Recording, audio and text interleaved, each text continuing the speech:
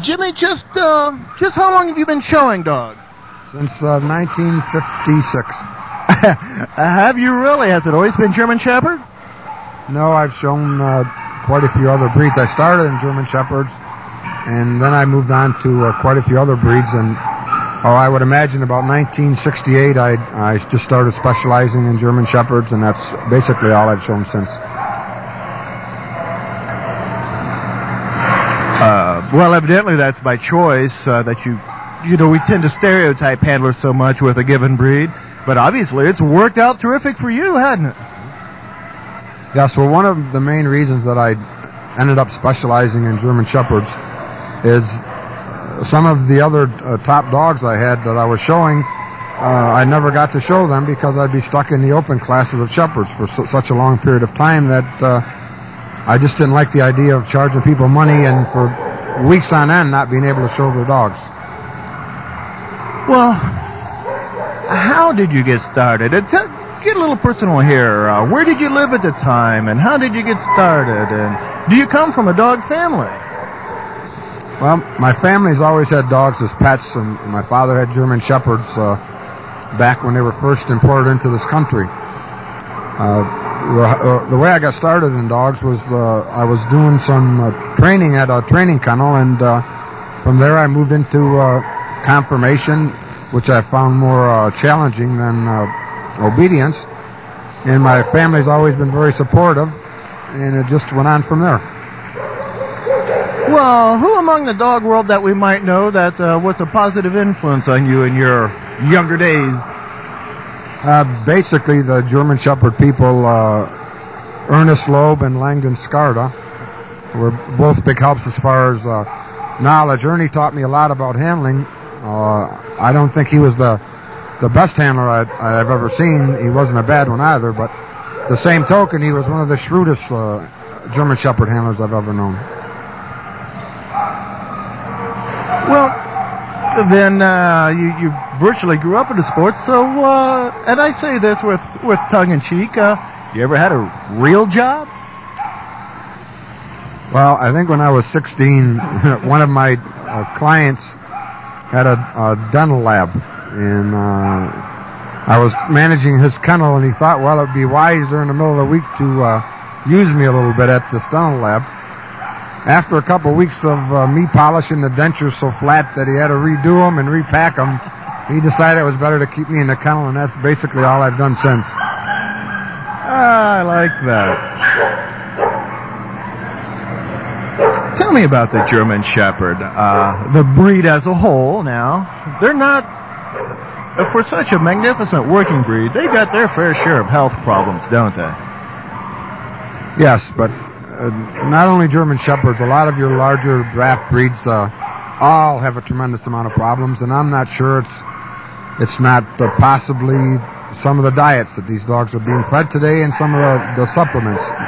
I'm not a vet and I'm really not qualified, but it sure makes me very suspicious of so many of these large, quick growth breeds that everyone packs everything into all seem to be having the same basic problems, and that does disturb me. Well, you may not be a veterinarian, but after 30 or 40 years in a breed, I think you have a right to say certain things. You thinking maybe in the old days when they were just raised on raw meat or something, they were in better shape? Yeah, well, we certainly didn't have the amount of stomach torsion that we have today.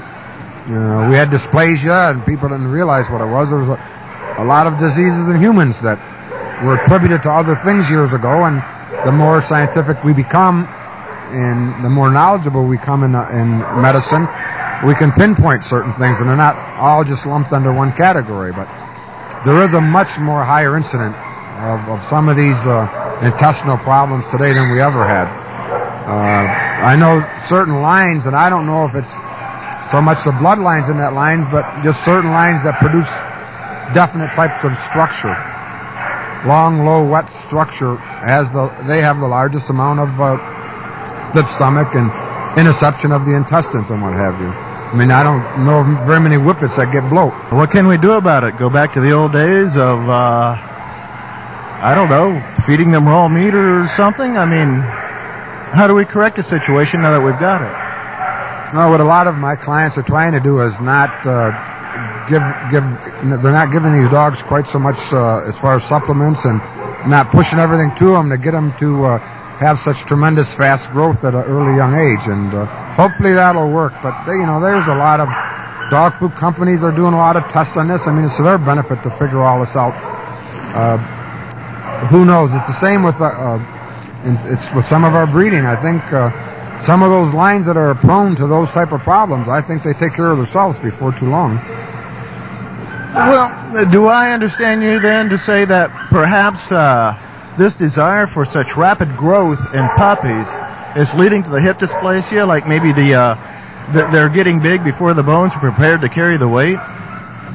Well, it's a definite possibility, but it has been proven if you pay attention to your breeding program, you cannot eliminate dysplasia, but you can certainly cut down on the incident and the amount. And they've proven that when using animals for breeding partners, that the siblings are much more important than either the mother and father as far as whether a male will be dominant in the amount of dysplasia he produces. If he has the litter mates that are very good as far as their hips are concerned, that particular animal will be much more likely to produce good hips. So you're saying before I breed a certain stud, I ought to go see what his brothers and sisters look like? Absolutely. It's a proven fact now that that is much more important. And if I'm not mistaken, the dams lines are much more, believe this or not, but it's true that the dams lines are more influential as far as the degree of poor hips in a litter than a sire's line is. Wow, that gives a person something to think about. Carmen Battaglia is the president right now of the German Shepherd Dog Club of America, and he's did extensive research and found that he's looked for sources of people that have done research on this, and he's a great person to talk to. He has all the figures and the facts, and he has quite a detailed analysis of this. All right, well, we're on the subject of the breed. I sure saw a pretty white German Shepherd the other day. Well, that's really not allowed in our standard. Oh, now wait a minute. This was AKC registered. Yeah, well, they can be AKC registered, but it's a disqualification as far as showing them in conformation is concerned. Why?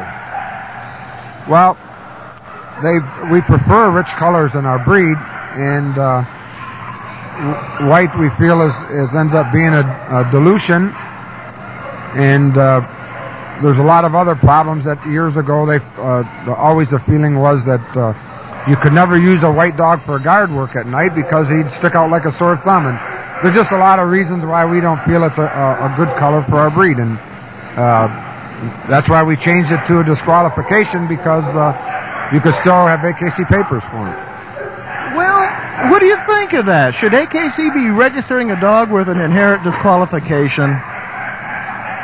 Well, I don't really think it's. There's some people, if that's their preference and they want to have a white German Shepherd, this is America, and that's fine. They can have it. Okay. Jimmy, it's time for us to take a break, but we'll be right back.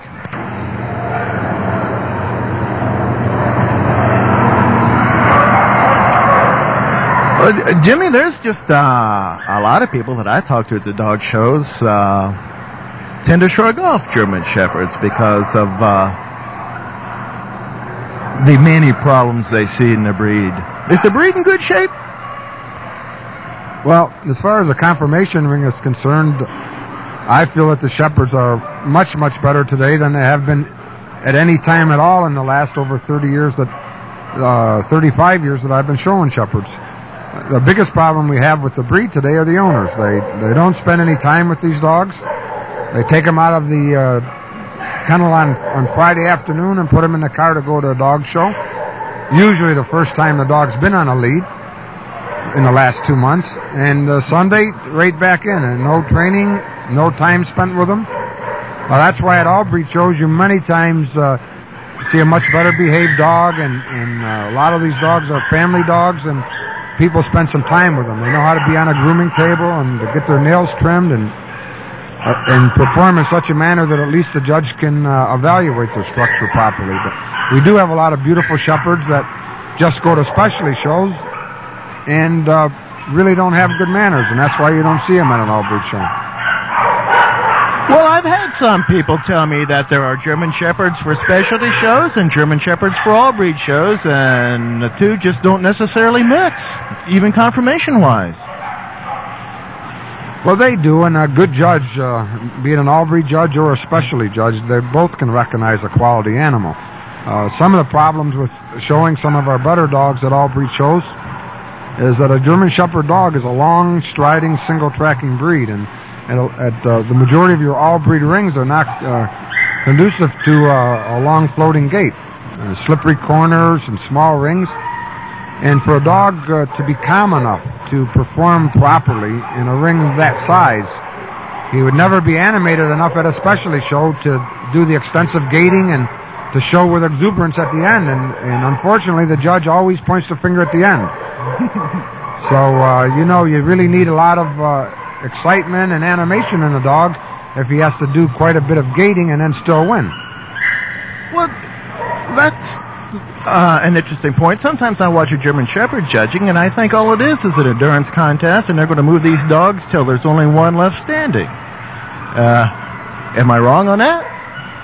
Now, your better judges don't move dogs that much. Actually, the reason a lot of judges do that and gate them so much, they don't even realize what they're trying to do is to get to see these dogs on a looser lead so that they're evaluating the dog structure and not some structure that a handler is fooling them with. With artful double handlers and a shrewd handler, you can really fool a lot of people. Can you really? Tell me about this double handling thing. Does a lot of that go on? Not really. The only time it really gets carried away is usually at especially shows where judges just gate dogs too long and too much. And there's really a dog with a real good sound temperament. If you can excite him a little bit and get him to go around that ring a few times, you're doing good. But to gate a dog in the same circle 15 or 20 times and absolutely nothing happen, it takes a real dull dog to do this with animation. So unfortunately, a dog that's weak in temperament and has poor nerves, they're very noise shy and they're very aware of what's going on around them, and those dogs usually will gate with animation much longer than a mentally sound dog will. That is one of the reasons why people, a German Shepherd loves his owners, he loves his family, and that's one of the reasons why people will chirp at him a little bit. It's for moving, not standing. At an all-breed show, all-breed people have the idea, oh, they do it for ears. Well, at a specialty show, the finger always comes down when the dog is at a trot, and that's when they want him to look good.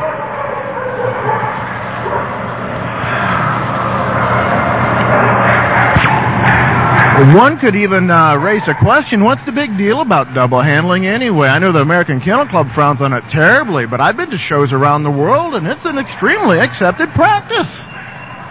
Well, the biggest problem with double handling is not that it enhances individual dog's performance, it's that it either disrupts other exhibitors and deprives them of a fair examination or a fair showing, and also it sometimes, if not done properly, you ruin the dog being double handled gets ruined and doesn't perform as well as it should be. If judges were to gate dogs on a loose lead and at an adequate speed, not so fast and not so long, it's not needed. I mean, a German Shepherd knows if his owners are on the showgrounds, and they'll look at anything that moves. They'll watch. Just a German Shepherd breed is not a great breed to bait. It's not like some breeds like Dobermans and that'll stand the majority of them and stare at liver for hours. Shepherds, you have to pretty much make a game out of it and have them catch it. I mean, Manhattan was a real show dog, but he did it because it was a game. If I just started feeding him liver, he'd spit it back out. It was a game. I'd throw it at him from different directions for him to catch it.